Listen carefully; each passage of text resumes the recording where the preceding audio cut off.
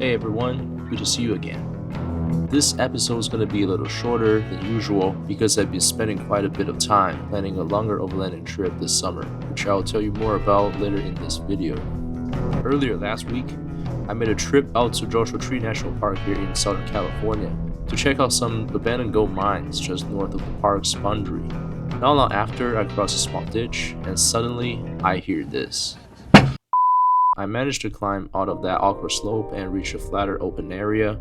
I found out the rear airbag suspension, which was installed to level the truck after lifting the front end, had completely blown out.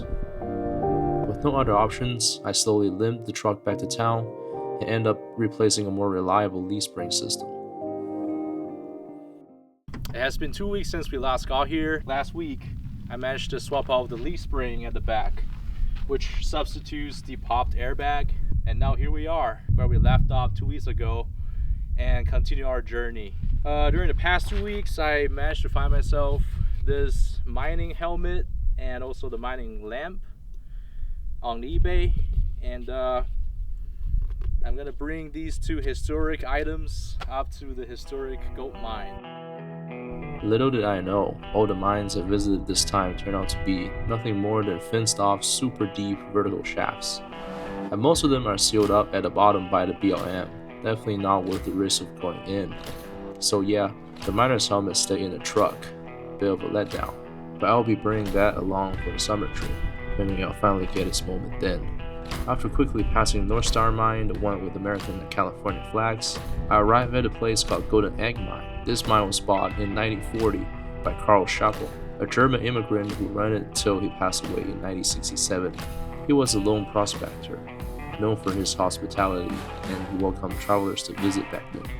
On New Year's Day in 1961, his oil lamp exploded and burned down his cabin.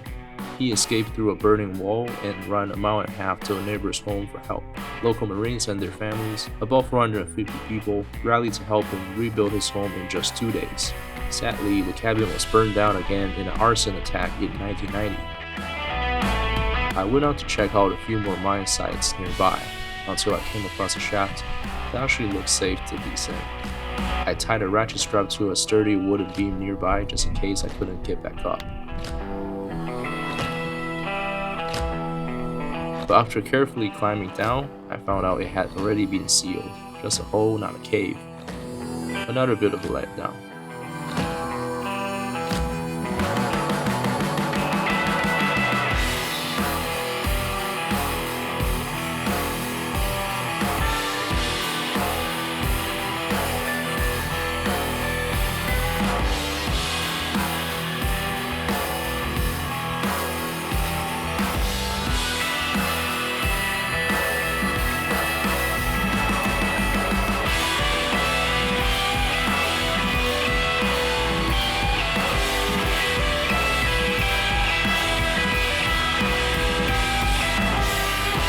As the sun started to set, it was time to look for a campsite for the night.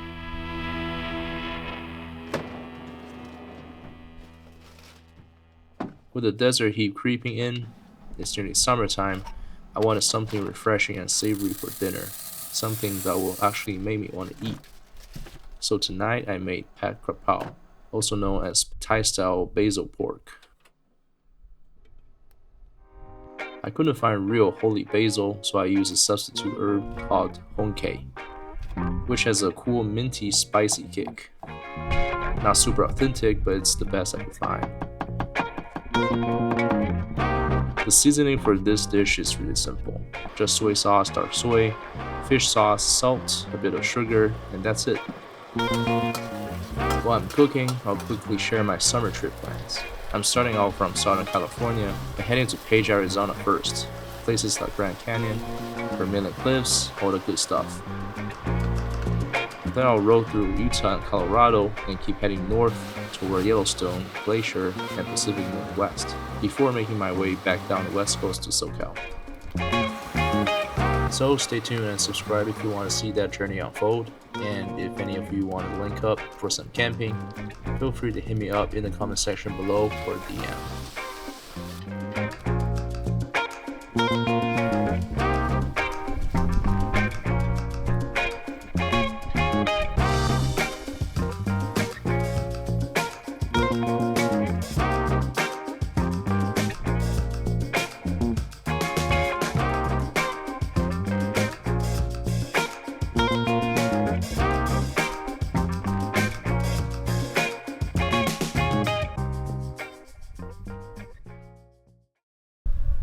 Next morning, not even 6 a.m., and the camper was already surrounded by a swarm of flies.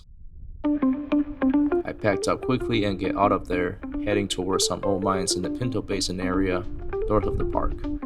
Unlike the spots I was at the day before, this area had way more Joshua trees.